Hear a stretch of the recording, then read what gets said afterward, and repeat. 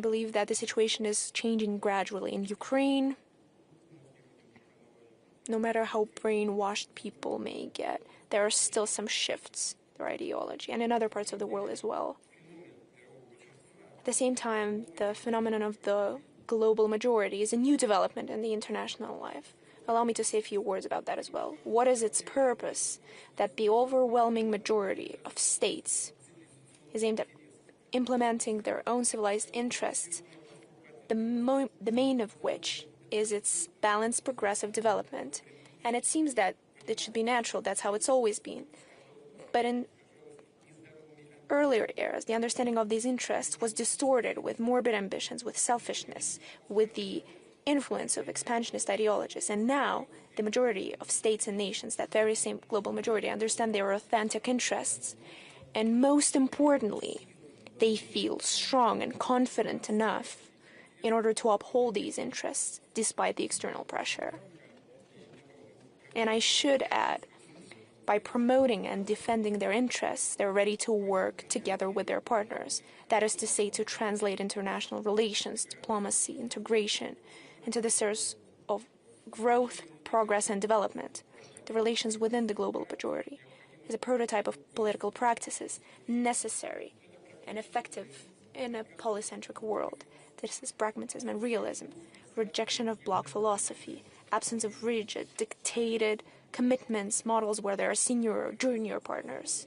And finally, it's the ability to align interests that don't always coincide, but at the same time, they usually don't contradict one another. So the absence of antagonism is the main principle.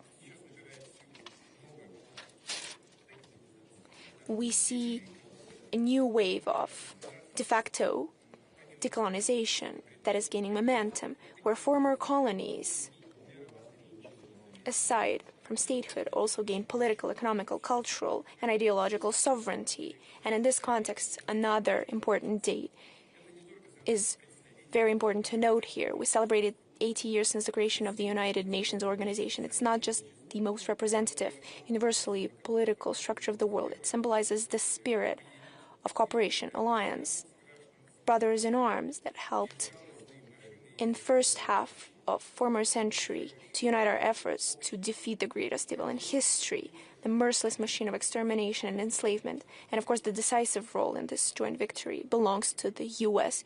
Just take a look at the number of victims of the anti-Hitler coalition and everything will become clear. The UN, of course, is the legacy of victory in the Second World War. To this day, it is the most successful experience of creating the international organizations through which we can resolve the most urgent world problems. And we often hear that the UN system is paralyzed, that it's in crisis. It's become the common position. Some even go as far as to say that it has become obsolete and it should be radically reformed. Yes, of course there are a lot of issues in the work of the UN. But we do not have a better alternative than the UN. We have to admit that. The problem is not with the UN because its potential, it's virtually endless. The issue is how we, ourselves, these united, and although more often than not now disunited nations, use these opportunities. Of course, UN is facing certain challenges. Just like any other organization, it needs to adapt to changing realities. But in the process of its restructuring, configuration, it is especially important not to lose sight or twist the main idea of the organization, not just the one that was embedded when creating the whole UN system, but also the newfound idea that has arisen in the process of its complicated development. We should recall that since 1945, the number of UN member states has practically quadrupled. The organization that has come up at the initiative of several largest countries during the decades of its existence has not just expanded, it has absorbed many different cultures and political traditions. It has gained diversity, has truly become multipolar, way before the world has taken that path. The potential laid in the UN system is only beginning to unfold, and I'm sure that in the new era we're entering, it will only pick up the pace.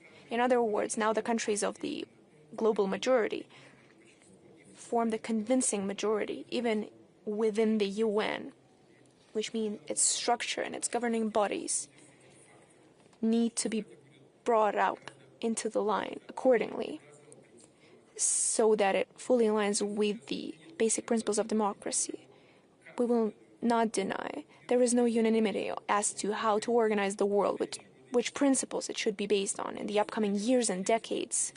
We have entered a long stage of searching, in many ways stumbling in the dark.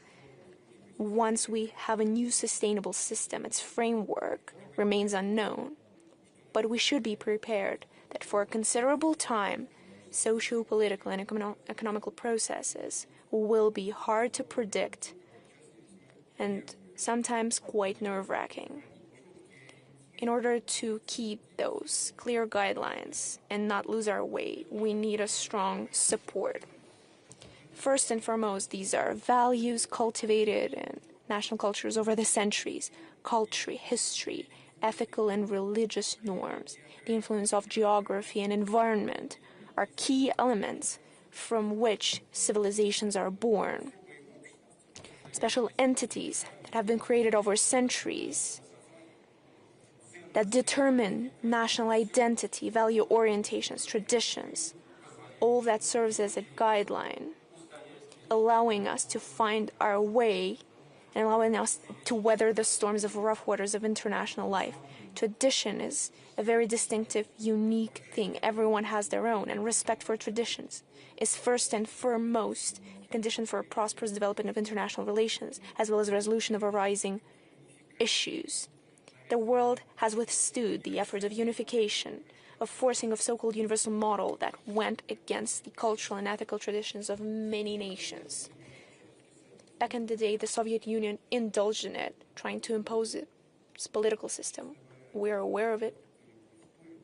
And I don't think anyone will try to argue that. Then the US took over. But the Europe has come up big as well. But in both cases, nothing was achieved. Perfunctory, extrinsic, artificial, something imposed doesn't last long. And those who have respect for their traditions usually doesn't encroach on others. Today, against the backdrop of international instability, it is especially important to lay your own groundwork of development that is independent on the international whirlwinds. And we see how many countries and nations turn to these foundations. And it's not only happening in the global majority states, but in Western societies as well. If everyone operates and follows these principles, taking care of themselves without wasting effort on unnecessary ambitions, turns out that getting along with others becomes much easier. I would like to give you an example of cooperation between Russia and the US. Of course, our countries have a lot of differences, and our views on many world issues differ. And for large powers, it's natural, it's normal. Most importantly, it's how we overcome these differences. And the current White House administration speak directly, firmly, using point-blank statements without being hypocritical.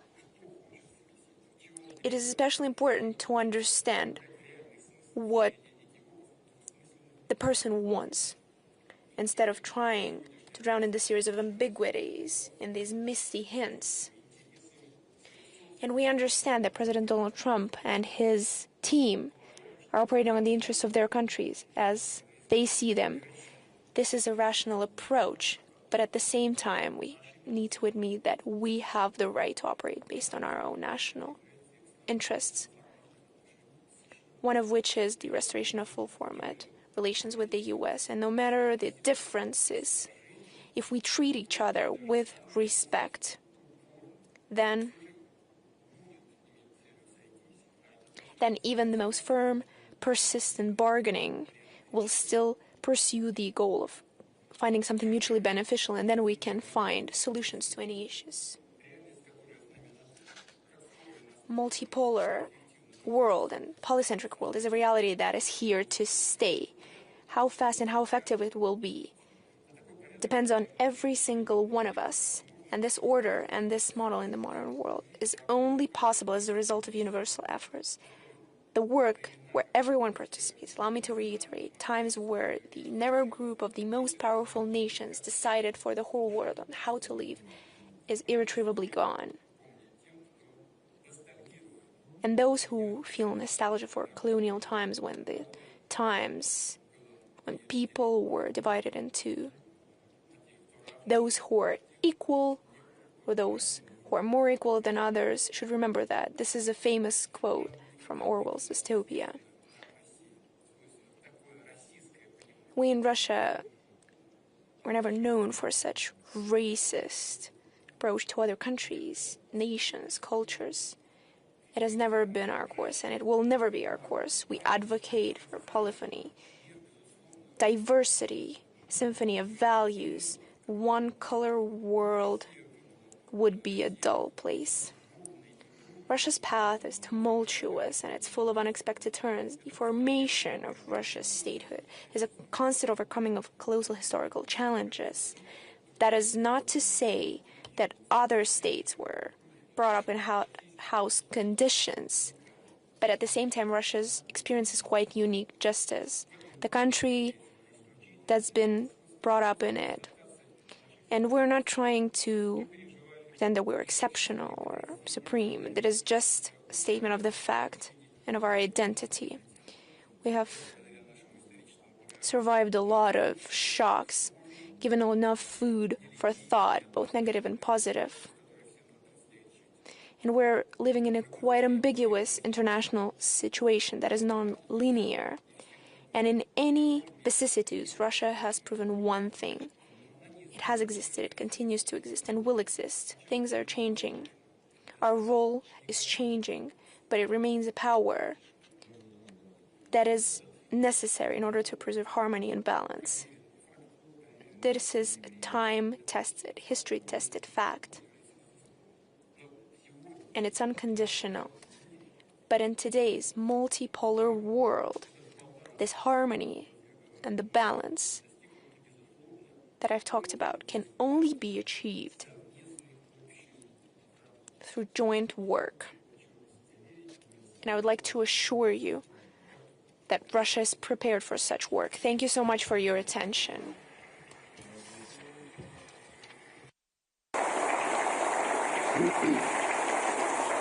Спасибо. Thank you. Mr. President, many thanks for this.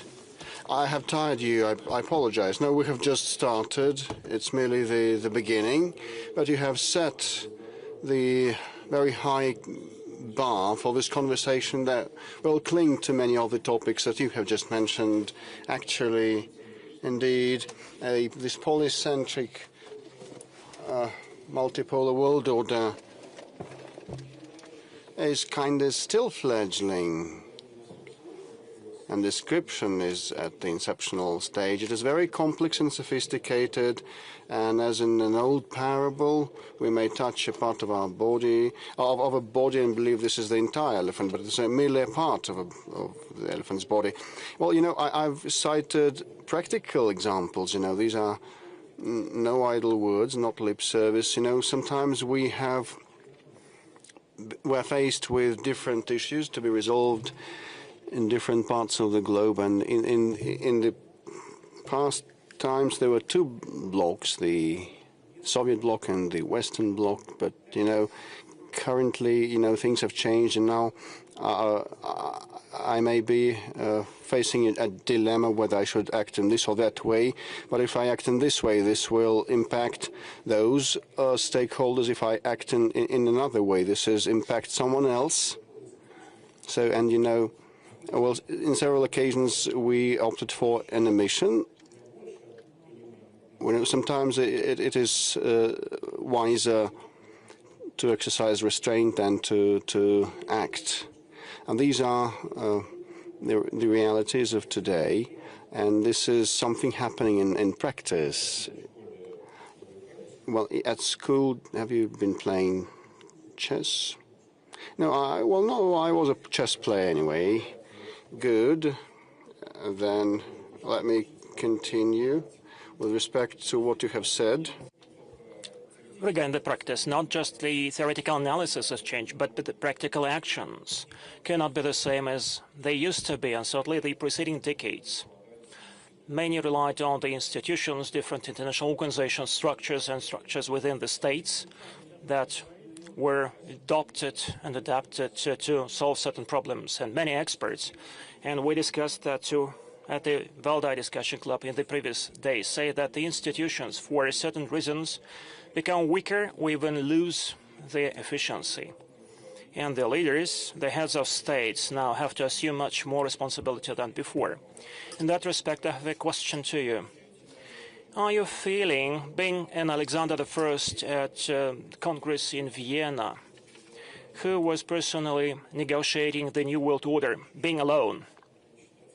No, I do not feel like this. Alexander I was an emperor, and I am a president elected by popular vote for a certain term. This is the biggest difference, number one. Secondly, Alexander I used might to unite Europe, defeating the enemy that had invaded our territory. We recall the Vienna Congress and all other things and what was done by him with respect to where the world was heading. This is a contentious thing, whether monarchies were to be restored anywhere across the board, or one should have tried to turn the wheel of history in a different direction, looking at the nascent trends and heading this new progressive movement. But, you know, this is a digression from your question.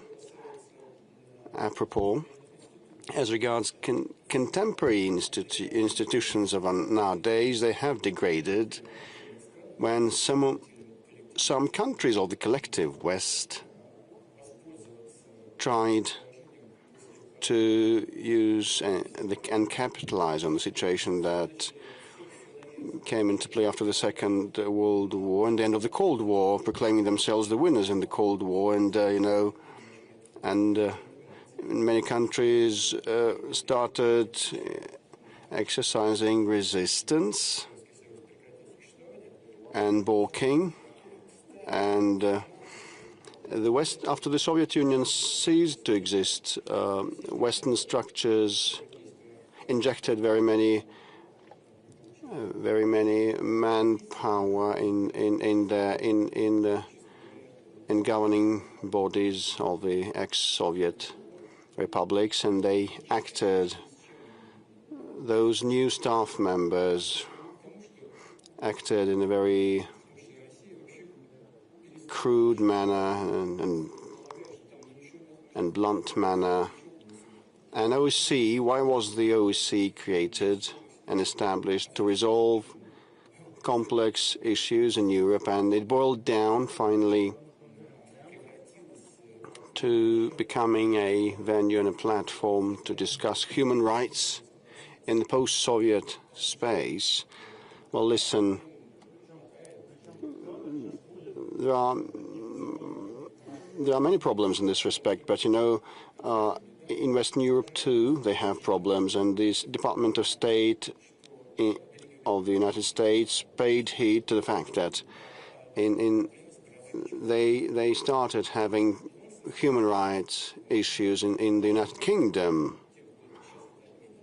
Well, let them live happily. But you know, those problems existed before, and you know, those professional organizations started